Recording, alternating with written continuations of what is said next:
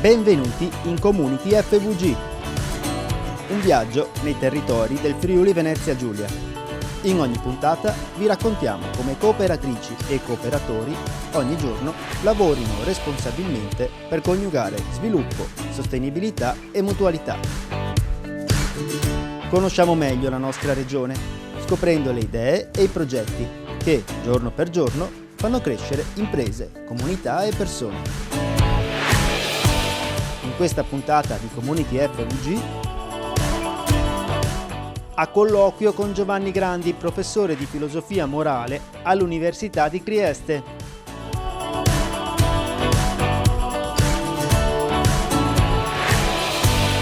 Per la rubrica Crea la tua cooperativa, che attività posso svolgere in forma cooperativa?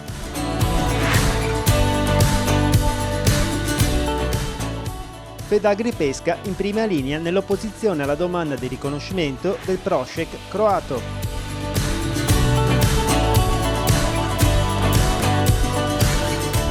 La cooperazione sociale compie 30 anni. Ora cominciamo il nostro viaggio. Mondo cooperativo.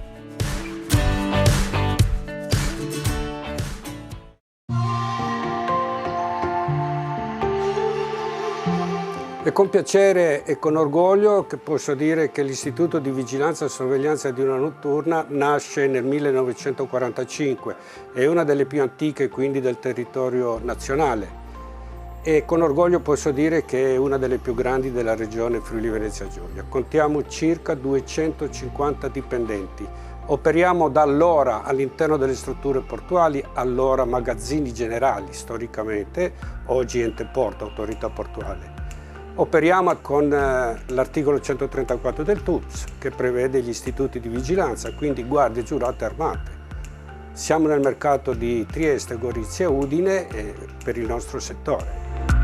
Le nostre attività sono quelle previste dal TUPS, quindi piantonamenti, servizi ispettivi, impianti, progettazione impianti di qualsiasi tipo di sistema di anti-intrusione di videosorveglianza, come ho già detto in tutta la regione Friuli Venezia Giulia. Possiamo dire che la nostra specificità è quella delle strutture portuali, perché nasciamo all'interno del porto e siamo maturati in questa specialità e possiamo dire che in tutto il territorio nazionale è l'unico istituto di vigilanza in grado di poter dare un servizio di security all'interno delle strutture portuali. Dopo i fatti che sono successi l'11 settembre del 2001 che tutti noi conosciamo, ci siamo specializzati in particolar modo in quel settore lì.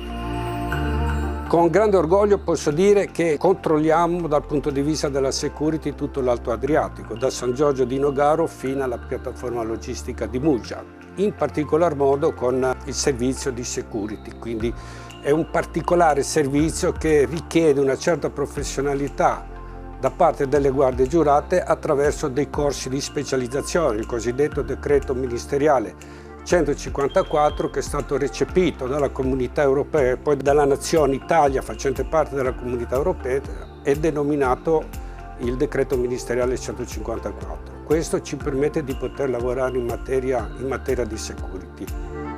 In poche parole, sostanzialmente qual è la nostra attività? La nostra attività è quella di controllare il bene pubblico e privato attraverso varie forme, che sono il piantonamento, le ispezioni notturne attraverso mezzi e attraverso macchine, controllo attraverso videosorveglianza, tutto dirottato alla nostra centrale operativa che custodisce, segue tutte quelle che sono le attività lavorative delle guardie giurate. Ci tengo a sottolineare un aspetto molto importante, è da allora, parlo dal 1960-70 che noi aderiamo al mondo delle cooperative, un mondo in cui c'è una forte aggregazione, una grande aggregazione nazionale dal quale ho ricevuto e ho dato tutto quello che è stato possibile in termini di collaborazione.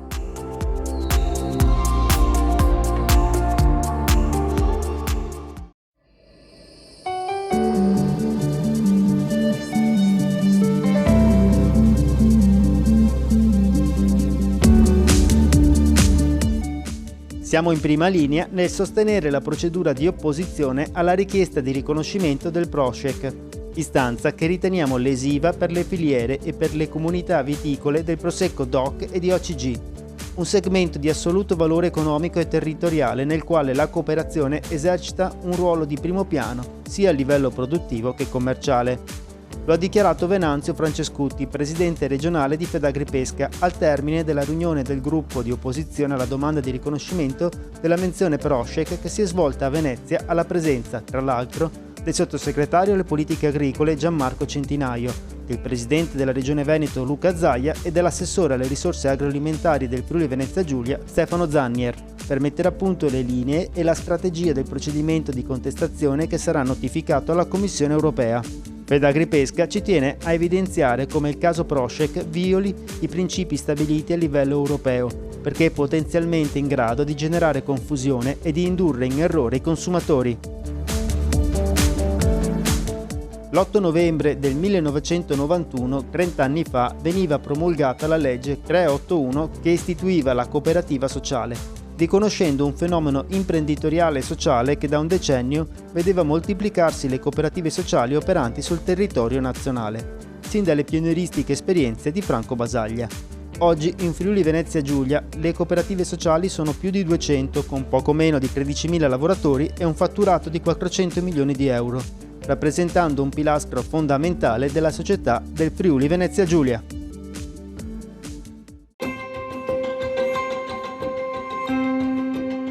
La cooperativa sorveglianza diurna e notturna è composta da circa 250 di personale, tra cui guardie giurate armate e addetti non armati. No? Allora, il fulcro della cooperativa è qui la centrale operativa, di cui si occupa del coordinamento di tutte le guardie e gli addetti in servizio nel territorio sia di Trieste che della regione. Il personale in pratica, in sostanza, controlla tutte le varie tipologie di servizio che noi offriamo ai nostri clienti, quindi che va dal piantonamento, dal pattugliamento, dai controlli da remoto tramite i sistemi di videosorveglianza, l'intervento in caso di un probabile furto che può avvenire nelle varie abitazioni, nei vari magazzini, insomma tutti i clienti che fanno parte della sorveglianza diurna notturna. In particolare siamo specializzati nella port security. Nel 2009 è uscito un decreto ministeriale 154 in cui è previsto che in quegli ambiti specifici di navi passeggeri, come ad esempio la stazione marittima, che credo tutta la cittadinanza di Trieste è a conoscenza, operino guardie giurate. Ma non le classiche guardie giurate che devono avere ovviamente il decreto, ma devono essere specializzate, devono fare un corso di 40 ore con un ente certificato e devono passare un esame della commissione nominata dal prefetto, in cui fanno parte le varie autorità. Passando questo esame hanno un titolo, appunto il decreto ministeriale 154, che consente loro di operare alla stazione marittima o ai termini, per esempio adesso siamo Falcone, che ci sono le navi da crociera. No? E la nostra formazione nel tempo è sempre migliorata, ci siamo adeguati ai corsi di primo soccorso, antincendio, ovviamente i corsi obbligatori, e tutto questo ha fatto modo che noi crescessimo come guardie giurate, come addetti, tutto il personale della sorveglianza di un'auto, specialmente negli ultimi 10 anni. Questo ha fatto sì anche che ci siamo certificati ad altre norme. La obbligatoria è la 9001 sulla qualità, sulla soddisfazione del cliente, poi è venuta obbligatoria anche il 10891, una certificazione per gli istituti di vigilanza. Noi abbiamo ritenuto opportuno di migliorare la nostra formazione, ci siamo certificati anche per l'ambiente, la 14001, e per la sicurezza e salute sul posto di lavoro, e l'altro anno ci siamo certificati alla SA 8000, che è la responsabilità sociale per gli addetti. La formazione è continua sia per i nostri soci che per dare la soddisfazione al cliente, per professionalizzare i nostri operatori.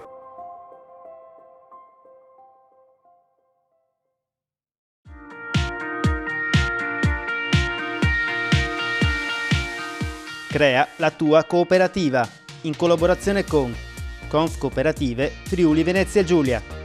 che attività posso svolgere in forma cooperativa. La cooperativa può svolgere qualunque tipo di attività ed anzi esistono più modelli cooperativi a seconda del comparto a cui appartengono e del tipo di attività che svolgono. Possiamo pensare alle cooperative artigiane i cui soci sono artigiani e svolgono le attività proprie del comparto artigiano. Possiamo pensare alle cooperative agricole i cui soci sono agricoltori che operano nel settore dell'agricoltura sia la produzione primaria che la trasformazione e la commercializzazione di prodotti agricoli. Possiamo pensare alle cooperative della pesca in cui i soci sono dei pescatori. Possiamo pensare alle cooperative normali in cui i soci sono dei lavoratori, lavorano per conseguire una qualunque attività nell'ambito di un rapporto mutualistico. Lo scibile è molto ampio. Per ultimo lascio le cooperative sociali che operano in un settore estremamente delicato che integra quello che è il servizio sociale dello Stato e che godono di una legislazione agevolativa molto importante e di agevolazioni sia fiscali ma anche operative. Vuoi costituire una cooperativa? Contattaci presso le sedi territoriali di Gorizia, Pordenone, Trieste e Udine. Oppure visita il sito www.confcoop-fvg.it.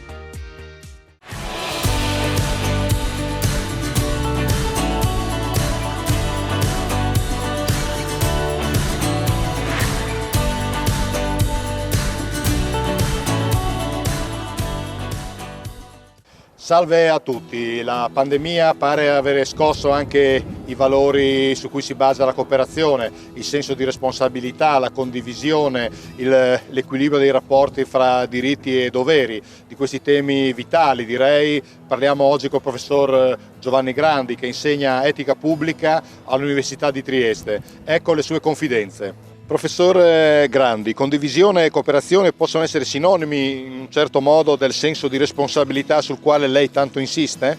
Sì, senz'altro, sono due parole molto simili, hanno sempre questa idea del dell'insieme, ma la cooperazione esprime la parte attiva, il fatto che insieme realizziamo qualche cosa e contribuiamo in definitiva al bene comune. Invece la condivisione significa che per altri aspetti noi attingiamo al paniere del bene comune, a tutto quello che abbiamo prodotto per il bene di tutti, ma lo attingiamo perché diventi anche bene per le persone.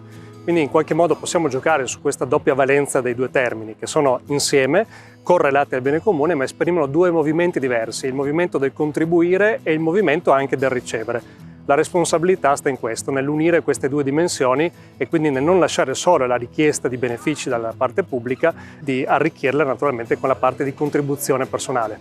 Ecco, lei l'ha un po' anticipato, ma la cooperazione, il mondo della cooperazione, il mondo del sociale parla spesso proprio di bene comune e di rispetto, ma sono concetti un po' faticosi da applicare, tanto va a lasciar perdere? No, assolutamente no, abbiamo bisogno di approfondire il tema del bene comune. Per due motivi. Il primo perché sicuramente viviamo una stagione in cui il tema della communitas, dello stare insieme, quindi del mettere insieme qualche cosa, è un tema molto fragile. Tendiamo, come dicevo prima, a chiedere per noi stessi anziché ad offrire per gli altri. Ma soprattutto abbiamo bisogno di mettere a fuoco il tema del bene, perché è fisiologico nelle nostre vite, nelle nostre relazioni, che ci fermiamo a riflettere quando le cose vanno male, non quando le cose vanno bene. In realtà il volume di bene nelle nostre vite è decisamente maggiore rispetto al volume di male, ma noi non lo vediamo. Dobbiamo quindi provare di nuovo a riconoscere il bene che già abbiamo nella società, i valori che già condividiamo, tutto quello che arriva anche per esempio dalla dimensione europea. Lo diamo per scontato invece del bene che non è affatto scontato. Riconoscere tutto questo è qualcosa di fondamentale per poter parlare anche più agevolmente di bene comune. Professor Grandi, lei si occupa di tantissime cose e siamo qui anche per quello, ma fra le tante cose lei è molto attento alle parole non ostili, al linguaggio non violento, ma frequentando i social si direbbe che lei sta perdendo del tempo. Beh, diciamo che questo è vero per tutti. I social sono una dimensione che fa perdere molto tempo a tutti noi. Noi trascorriamo mediamente 3 ore della nostra giornata sui social, ma proprio questo ci fa dire che dobbiamo riservare molta attenzione a questa dimensione. I social sono delle piazze, sono degli ambienti di incontro e di relazione e quindi lì dentro si riproducono tutte le dinamiche che si riproducono anche nei nostri incontri in una piazza fisica o davanti a un'università come può essere qui oggi a Trieste.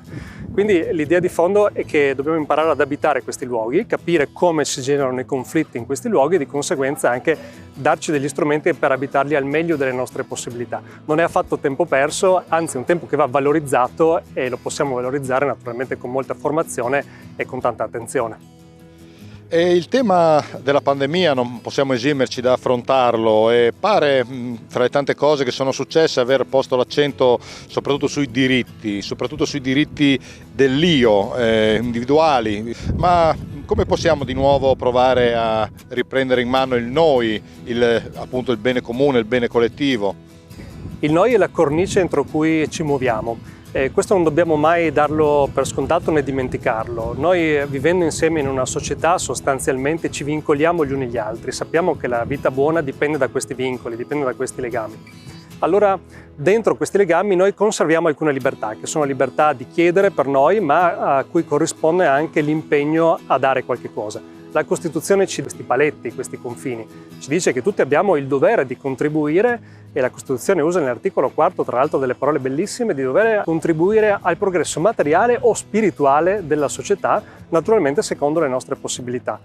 Dobbiamo ritrovare anche questo gusto, direi, del contribuire secondo noi stessi al bene comune. Non è solo una contribuzione in termini ovviamente di leva fiscale, per capirci, è una contribuzione in senso di creatività, di tempo a disposizione degli altri, anche di entusiasmo nel costruire qualche cosa che non sarà solo per noi ma sarà per il futuro. Ecco, il noi si espande a tutte queste dimensioni. È un qualche cosa che già viviamo, ma dobbiamo riprenderne consapevolezza e rinforzare anche la percezione di quanto sia un elemento di bellezza la possibilità dell'essere insieme, di continuare a camminare insieme, naturalmente in questo solco molto molto importante che ci dà la nostra Costituzione. E giustamente lei sottolinea il fatto che la Repubblica Italiana è fondata sul lavoro, ma il lavoro si usano le mani, un po' forse la testa, ma l'anima, il cuore, che spazio c'ha nel lavoro? Il lavoro è un elemento fondamentale, entra nella nostra Costituzione non come alle volte lo immaginiamo oggi, dicendo che è fondata sul lavoro, nel senso che c'è un diritto al lavoro, sicuramente c'è anche questo. Ma se noi andiamo a vedere il dibattito della Costituente, ci sono delle pagine molto belle, per esempio di Aldo Moro, in cui spiega che l'idea è consentire a chi lavora di partecipare al governo della cosa pubblica. L'Italia è fondata sul lavoro per questo motivo, perché la base sono i cittadini lavoratori che in qualche modo producono, che in qualche modo mettono in movimento la città, creano valore. Ed è importante che queste persone partecipino al governo e al potere. Quindi non è tanto in termini di diritti, ma in termini di partecipazione che viene enfatizzato il lavoro. E allora questo dice una grande sfida che noi abbiamo ancora oggi. Ce lo dicono anche le tornate elettorali che vedono una partecipazione sempre più bassa, no? È importante ritornare a far capire che proprio per sostenere la cultura del lavoro, per sostenere la nostra vita ordinaria, quindi la capacità che abbiamo di cambiare il mondo, di agire, di modificare la realtà, per sostenere tutto questo dobbiamo anche tradurlo in partecipazione politica, in partecipazione al governo della cosa pubblica, che non può essere soltanto un dato di contestazione, deve essere un dato costruttivo. La nostra Costituzione ha questo nel suo DNA e appunto nell'articolo 1 ce lo ricorda in maniera direi molto, molto chiara.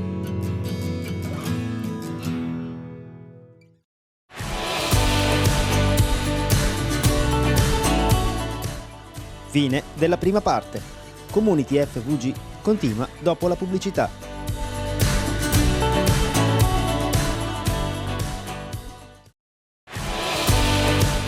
Ben ritrovati in Community FVG.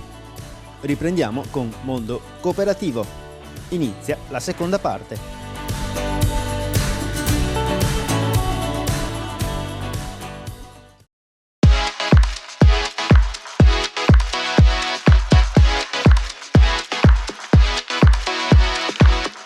Cooperativa Phoenix si occupa di anziani autosufficienti, quindi offre un servizio residenziale per anziani autosufficienti sul territorio. Qui siamo a Roveredo in Piano, ma opera anche nei dintorni, Pordenone, Aviano e anche fuori regione. I nostri servizi riguardano la residenzialità dell'ospite nelle nostre strutture sulle 24 ore e noi ci occupiamo di garantire la massima assistenza e l'organizzazione della giornata delle persone che si rivolgono a noi.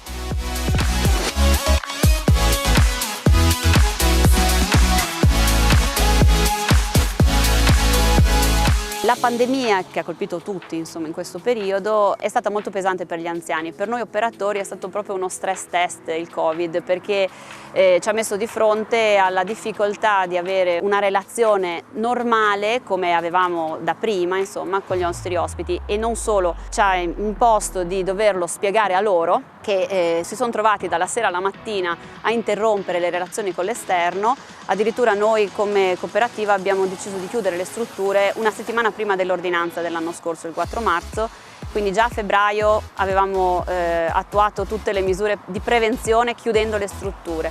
Successivamente, come tutti, abbiamo adottato tutte le misure necessarie per la protezione, quindi sia noi che gli ospiti, perciò sono state adottati DPI, quindi mascherine, visiere e quant'altro in struttura.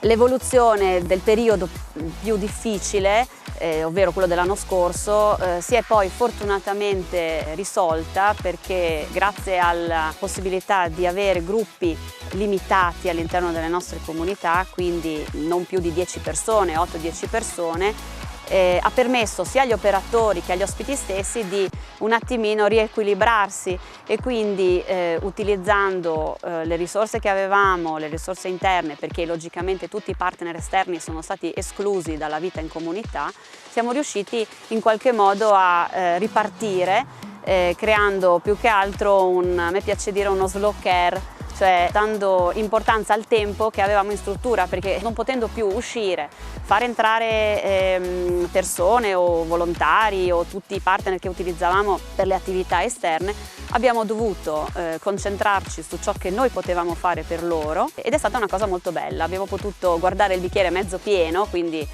affrontare la cosa in maniera più positiva possibile. Abbiamo anche imparato da questo periodo, cercando la positività, permettendo non solo agli ospiti di viverla in maniera più semplice possibile, perché abbiamo potuto, anche grazie allo spazio esterno, permettere agli ospiti una piccola finestra di normalità, concedendogli i saluti piuttosto che le visite ai propri cari, agli amici, al di fuori, quindi non solamente da un vetro, quindi fuori dalla finestra, bensì utilizzando il giardino, lo spazio esterno, quindi attraverso i terrazzi piuttosto che attraverso proprio il gazebo o gli spazi aperti. Infatti, a parte tutta la pandemia che sta ancora comunque continuando, abbiamo concesso una piccola finestra temporale in estate per permettere questi incontri anche a livello fisico, quindi utilizzando tutti i DPI obbligatori più la distanza di sicurezza. Abbiamo concesso il giardino e quindi gli ospiti hanno potuto interagire anche con le proprie famiglie. Questo è stato molto positivo, è stato proprio un respiro che ha permesso di continuare ad affrontare il periodo, perché poi la terza ondata, ovvero più o meno prima di Natale, insomma, è stato nuovamente tragico. E quindi tutte le attività che abbiamo potuto offrire, perché ovviamente offrendo un servizio assistenziale siamo perfettamente consci dell'importanza del gesto assistenziale vero e proprio verso le persone, quindi era importante che noi intervenissimo per garantirgli la possibilità di fare qualcosa malgrado tutto fosse fermo. Utilizzando le risorse interne della cooperativa, quindi sfruttando le nostre potenzialità, abbiamo garantito per tutto il periodo l'attività motoria, che abbiamo intercalato con piccole attività ludico-creative a seconda di quanto gli ospiti poi chiedevano. Quella è stata la cosa bella e positiva, perché abbiamo potuto fermarci anche ad ascoltare in maniera proprio profonda i desideri, il desiderata di tutti, e anche applicarli, insomma, anche poterli sviluppare insieme a loro. Cosa che normalmente succedeva, però in una frenesia, diciamo, quotidiana che portava a un succedersi di vari eventi, magari piuttosto che attività. Invece in questo modo siamo stati proprio noi e loro. Quindi questa è stata la cosa bella e positiva che siamo riusciti a portare avanti in tutte le nostre strutture. Per esempio a Viano, che è stata aperta da poco, è stata affrontata l'apertura di una struttura in piena pandemia, malgrado la difficoltà ha avuto comunque un ottimo riscontro, perché comunque bisogna pensare che l'anziano che si approccia al nostro mondo, quindi che decide di entrare in un ambiente protetto come la struttura casa famiglia, quindi anziani autosufficienti che soffrono necessariamente, vengono qui perché soffrono la solitudine nei loro luoghi, e in pandemia hanno sofferto molto più di quello che potevano soffrire prima, quindi l'isolamento è stato non solo fisiologico ma anche obbligatorio. Quindi aprire una struttura in questo periodo è stata una sfida che abbiamo affrontato con vero piacere e abbiamo anche vinto, insomma, quindi siamo molto contenti di questo.